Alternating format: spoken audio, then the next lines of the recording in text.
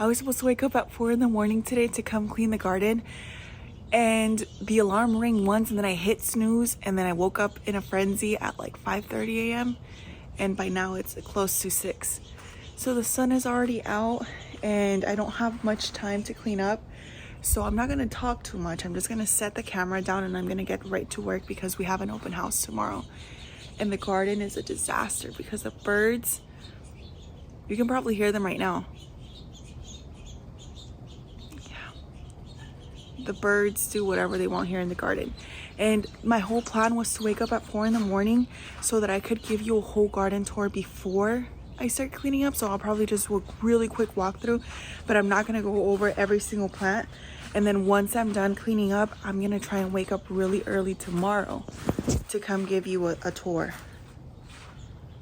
But I'm gonna stay out here for a while. Oh, sure, there's so many pests. Look at this. Here's a pumpkin vine and look at all of those. The poor thing. Oh, it's not gonna be here for very long. Oh my gosh. There are some vines still hanging on from time to time, but everything's a huge mess. This is what Citrus Lane looks like right now. Surprisingly, it's still very lush and green. The majority of the plants are the trees that are making the garden look so lush. But we have some really heat-loving plants as well, like all of this basil that's been here since last year. There's a lot of citrus on the citrus trees. I can definitely start to see some scorching on some of my plants, even with the 50% shade cloth. This is a Burbank Plum. But I think this one also gets a little bit torn up because it's right next to the air conditioner. So that air scorches this side of the tree a lot more than the other side, as you can see right there.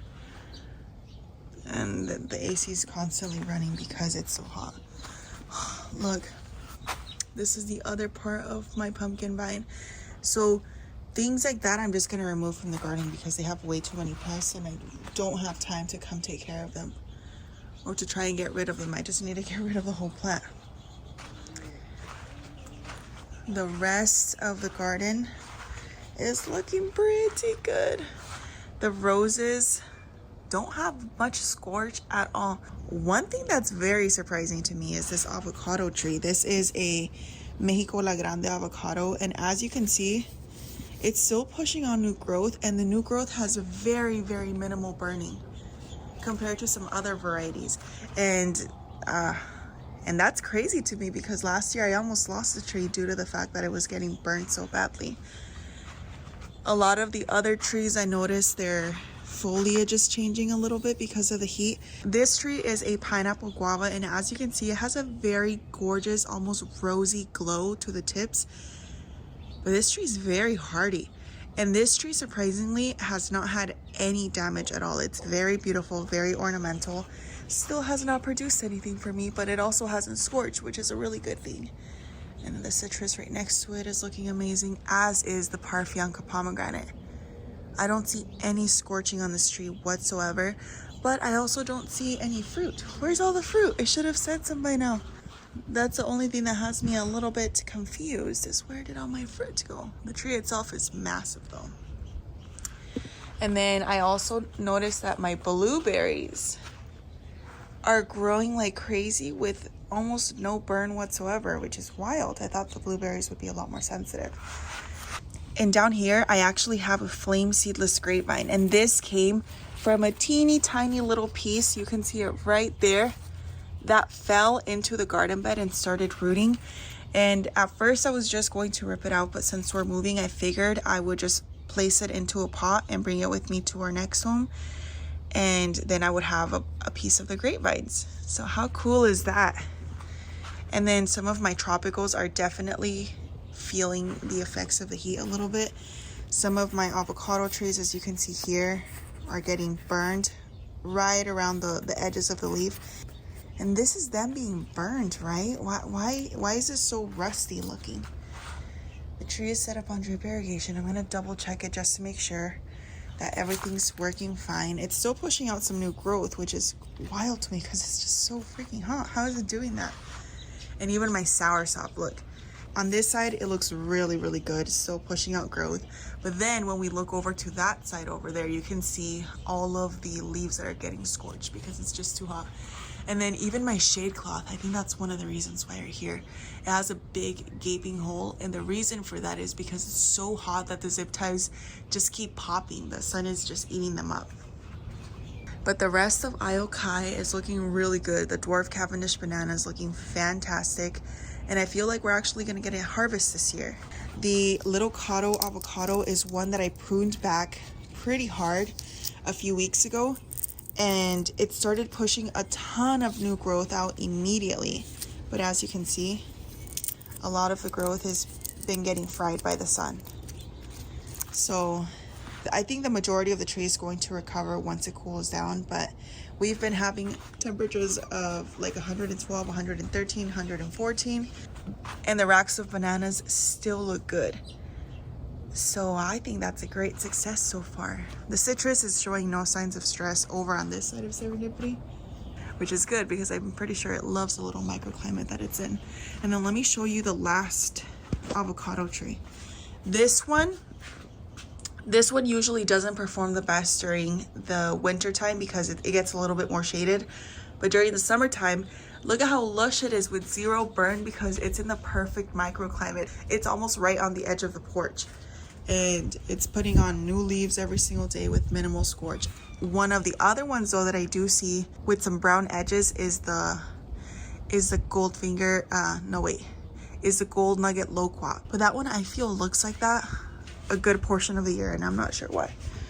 Okay, let's continue. I also need to get the star jasmine under control, but there's a nest up there, and there's constantly a dove that comes back to lay on it, so I don't want to disrupt that too much. But also that's the worst place to lay a nest because of the cats.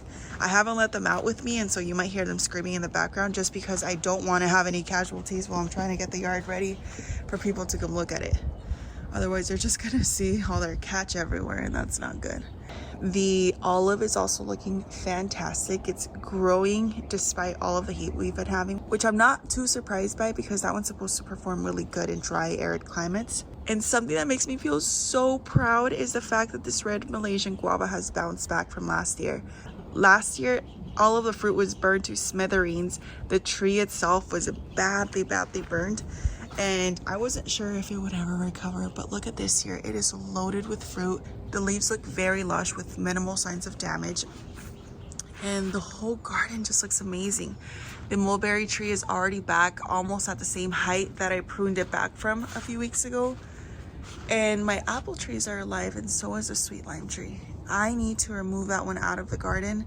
I know that, I just haven't had the time, and it's been really hot, so I've had to focus my energy on things that I can do. That one is one that I'm definitely going to do. I just need to get to it. And then look at my peaches. So anyways, the garden is looking pretty good, but I need to clean up the pathways because they're dirty. My sister had a water balloon fight with the kids, so I need to clean that up.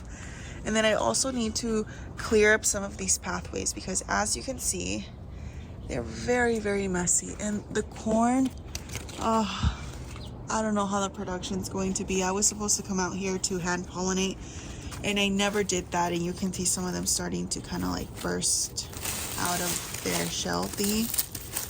Over here too.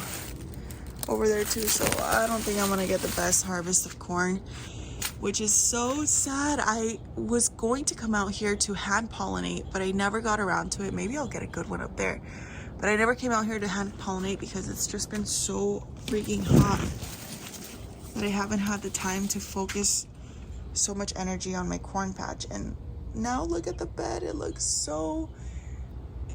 The bed just looks so messy now that the corn has started falling over, and I want to maybe chop some of it down, but at the same time I do see some corn starting to form a little bit. Something else I've noticed is I'm getting cucumbers, which is wild, isn't it?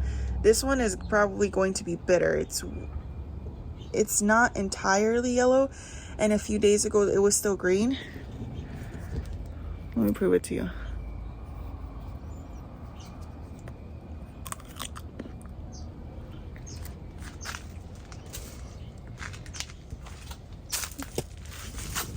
Nope. Ugh. I don't know what kind of cucumber that is. It is setting quite a bit of fruit. Look, there should still be more. There should still be more in here. But no matter how small I harvest them, these are way too old now. But even when they were smaller, they taste so bitter.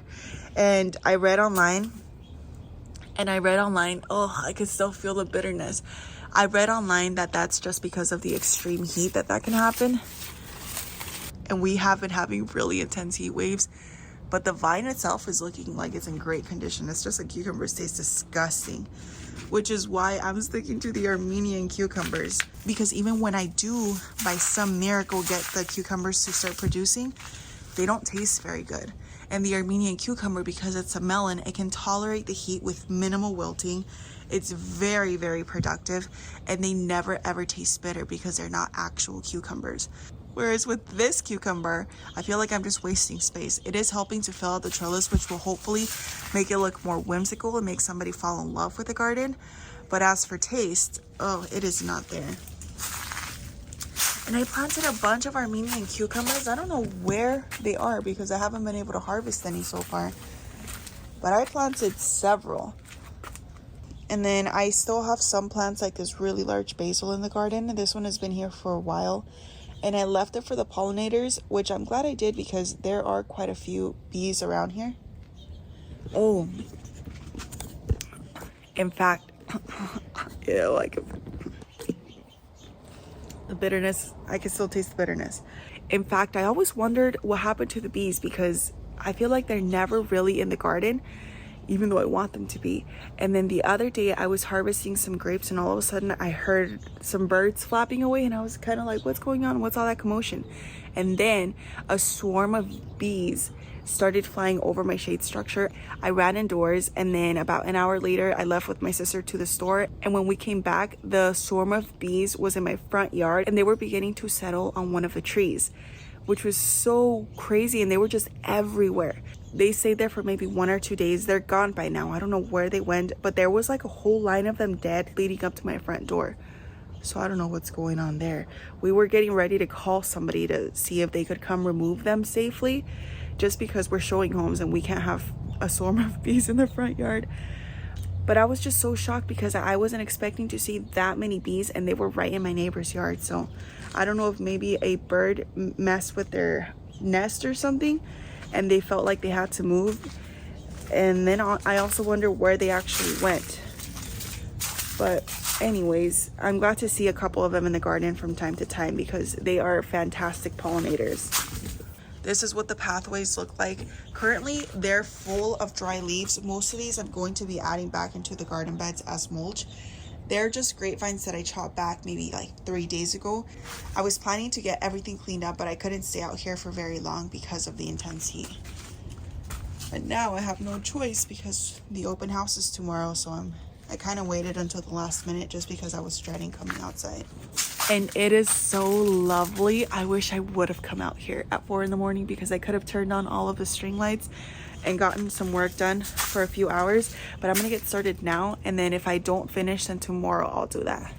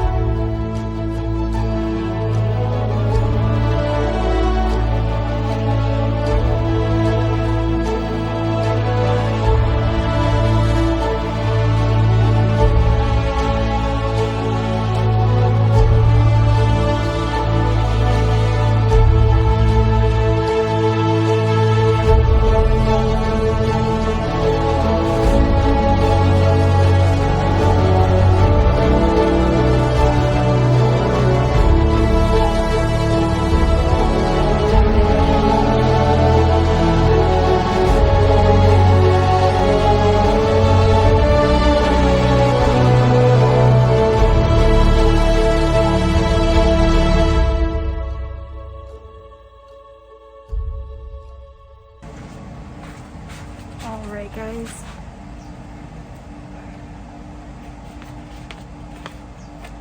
Oh, my ears are hurting so bad from the mask. I have teeny tiny little ears, so anytime I wear something like this, they hurt for a few days after. Ow, they feel so sore right now. But the mask definitely came in handy because you can kind of see all the dust that didn't get through. And whenever I turn on the machine, I notice that there's always like a big cloud of dust. And whenever I would go inside to shower, I would always have dust in my nose, which is not good at all. And every time I was editing, I thought to myself, why wasn't I wearing a mask? So I've picked some up, and then the earmuffs just help protect my ears as well, even though they still hurt, especially this one. That's all I have time to do right now because I still have to go inside and I have to finish getting the inside of the house ready.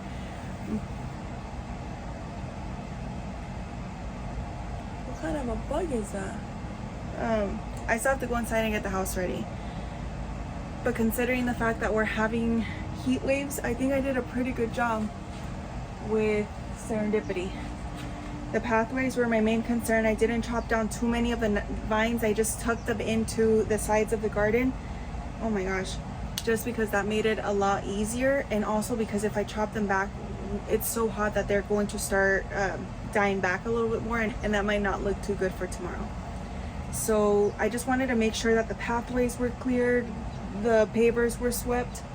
And the garden doesn't look too shabby, right? I think it looks beautiful. It looks very, very beautiful. During the cooler months, I think is when Serendipity looks the most pristine because I'm actually able to come out here and clean on a daily basis. But lately, I just haven't been able to keep up with the garden. Number one, because I can't be tempted to come out here. Otherwise, I'll try and take over everything myself again.